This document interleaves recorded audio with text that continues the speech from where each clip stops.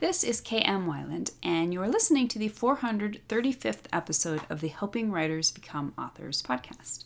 I finished up all my pre-publication work on Wayfair for the time being. Final proofs await the final cover. I've just sent off to my usual cover designers at DeMonza, and should start getting designs back within the next couple of weeks. This is always a fun part of the process, but I'm especially stoked about the possibilities this time. While researching keywords and competition for the book, I realized that what I've been calling a superhero historical is actually in the Gaslamp fantasy genre. If you're unfamiliar with Gaslamp, it's a kissing cousin of steampunk. While steampunk is usually set in an alternate version of the Victorian era, one with an emphasis on advanced steam-powered technology, Gaslamp takes the same setting but puts more of an emphasis on magic and or mad science than tech. So perfect for Wayfair with its quote-unquote scientifically created superhumans. Anyway, the cover aesthetic for Gaslamp Fantasy is gorgeous, so I'm especially excited to see how Wayfair's cover will turn out. And now I hope you enjoyed this week's podcast. Judge yourself less, trust yourself more, and write better stories. When we think of creativity, we usually think of light and color, happiness and freedom. That's the upside of living the creative life of a writer. But there's a dark side, too, one we don't always like to talk about, and that dark side can be encapsulated in two words: judgment and perfectionism. There's a controversial running joke in the writing community about grammar thugs. The joke is a denigration of those among us who feel compelled to point out other writers, or sometimes poor, hapless non-writers, spelling and grammar mistakes. The controversy, of course, enters in that it seems irresponsibly hyperbolic to compare violent criminals, or worse, to someone's annoying "it's Leviosa, not Leviosar." But as in most jests, there's a note of truth, however small, to be had here.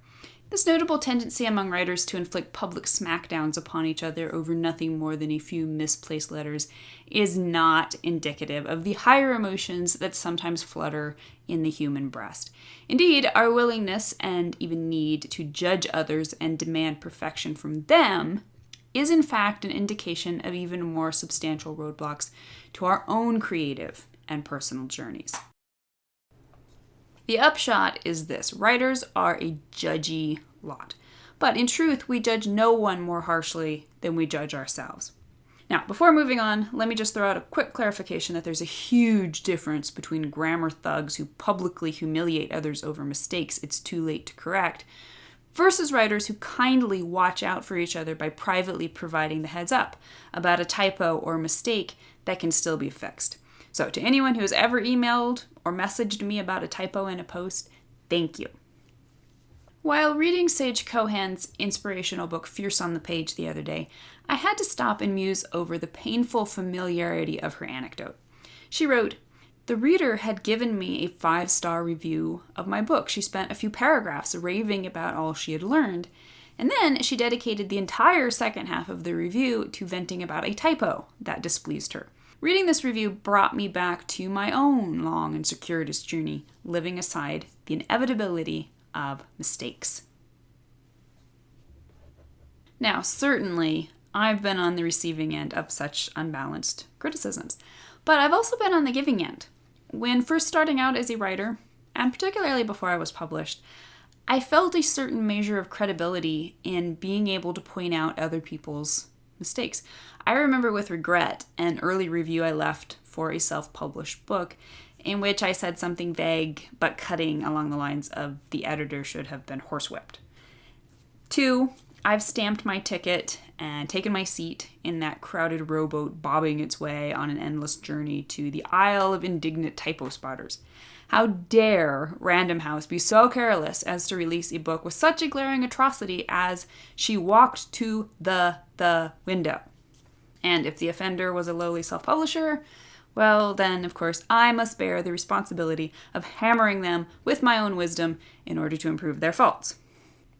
But here's the interesting thing. I was just as hard on myself.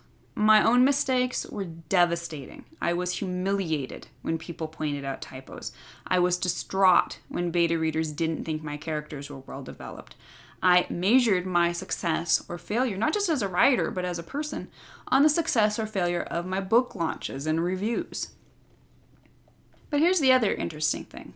As my personal journey has led me into the ability to show myself grace and compassion, to relinquish perfectionism as a mistaken means to an unachievable end, and to stop viewing writing and life as a zero-sum game of success or failure, then, so, too, I have found myself surrendering the need to judge others in equal measure.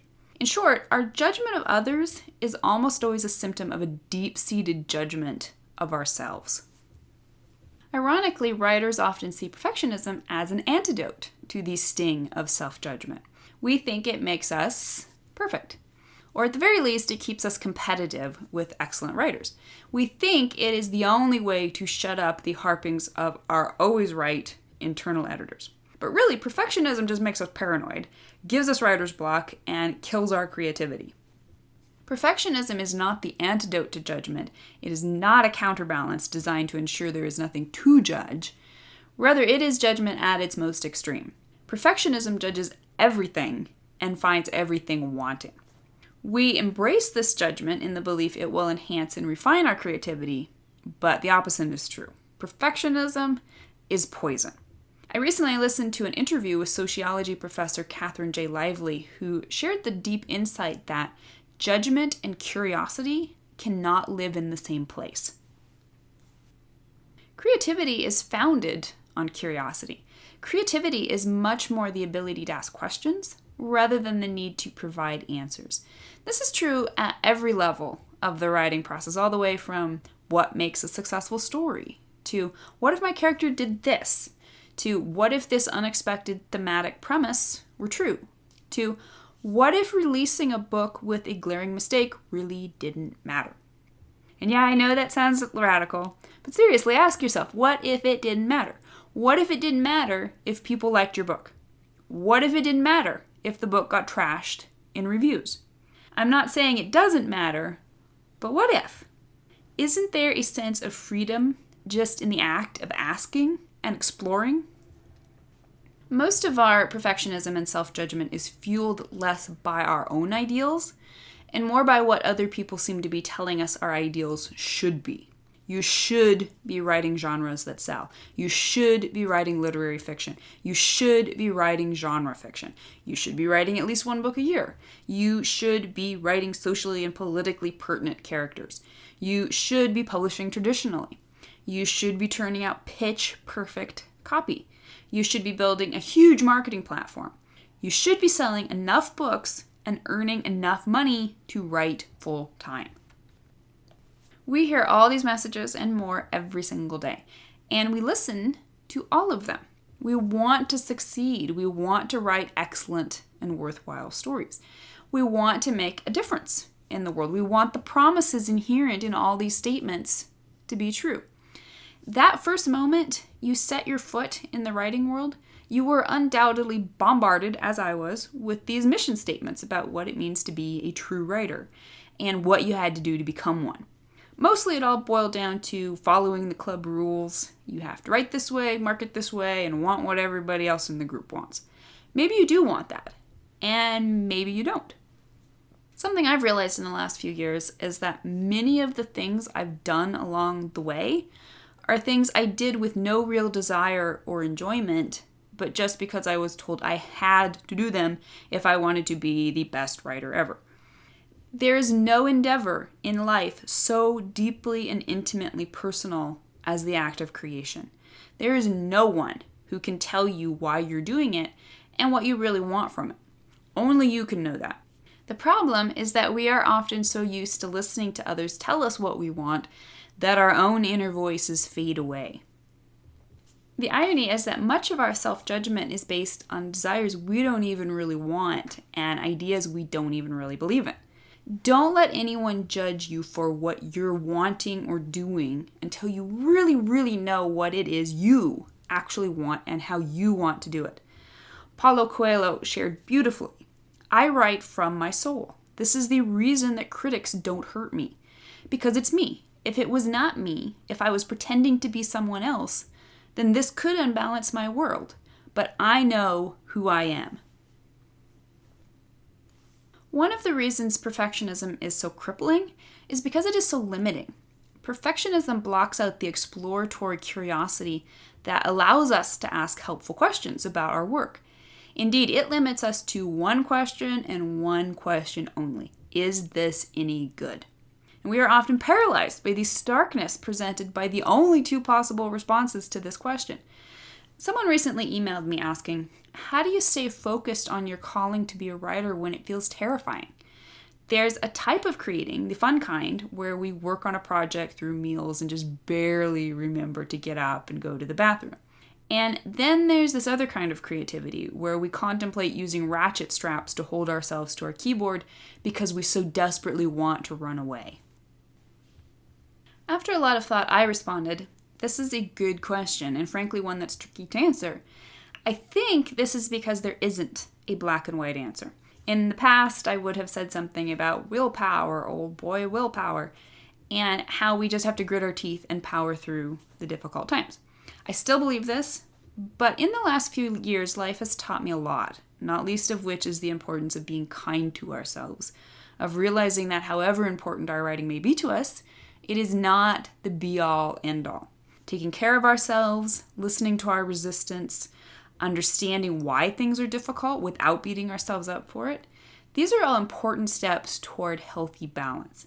What keeps me writing day in and day out is the question, who do I want to be? When all the dust settles, do I want to be the person who gave up on her dreams? Who gave up on trying to contribute something worthwhile to the world? Who gave up on creating?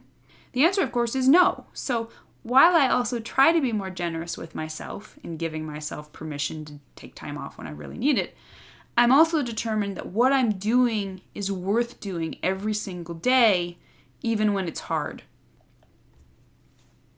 Stop asking binary dead-end questions and start asking open-ended questions that lead to growth rather than scaring you with their finality. Freelance author Steve Goodyear offers some great start places. Still the voices of your critics. Listen intently to your own voice, to the person who knows you best. Then answer these questions. Do you think you should move ahead? How will you feel if you quit pursuing this thing you want to do? And what does your best self advise? What you hear may change your life. So, here we are at the end of an episode in which I've been going on and on about ditching perfectionism. Don't worry if you're a slob. Don't worry if your book has typos. Don't worry if readers hate what you've written. But, yeah, I know as much as you may want to slay the perfidious perfectionism beast and kick ruthless self-judgment to the curb, you also want to produce clean copy, strong stories, and purring readers. There's a happy medium to be found between perfectionism at one end and apathy at the other. The difference is between caring and caring too much. It is the difference between perfectionism and professionalism. One is unreasonable and unattainable, the other is not. Perfectionism says any mistake is an unmitigated disaster. Professionalism, however, has different aims. Professionalism wishes to create polished, excellent products, be it stories, blogs, or even public personae. But if it's to succeed, it must incorporate the grace and flexibility to bounce back from its own mistakes. Perfectionism says any typo is the black spot. Professionalism says it's one misplaced letter in a sea of millions. Professionalism fixes the mistake if it can and moves on if it can't. A mistake isn't the end of the world, unless you're Matthew Broderick. Learn to judge yourself with exactly the right amount of force. Be specific, never be melodramatic, and always be kind. Be cheerful. You made a mistake. All that means is you must now fix it. It does not mean you are a failure or unlovable. 19th century American writer Elbert Hubbard put it perfectly. He said, "The greatest mistake you can make in life is to be continually fearing you will make one." Dump the perfectionism that is weighing down both you and your writing. On the rebound, grab hold of the effervescent joy of not just making mistakes, but loving both them and yourself for making them. It's a grand view from way up there in the sky. Typos suddenly look very small indeed. So, what do you think? Do you struggle with perfectionism in your writing? If so, and if you'd like to be a part of the fabulous word player community over on my site and join in the conversation on this important subject, please be sure to stop by the website at helpingwritersbecomeauthors.com. If you would rather read than listen to the post in the future, you can find a transcript of the most recent podcast on the first page of the site's homepage. And don't forget that if you're looking for an older post or an older episode, you can always find those by putting the podcast title in the search field at the top of the site's left-hand column. If you enjoyed this podcast, you can subscribe on iTunes. And if you'd like to support Helping Writers Become Authors, I would totally appreciate it if you'd consider taking the time to leave just a quick rating or review on iTunes.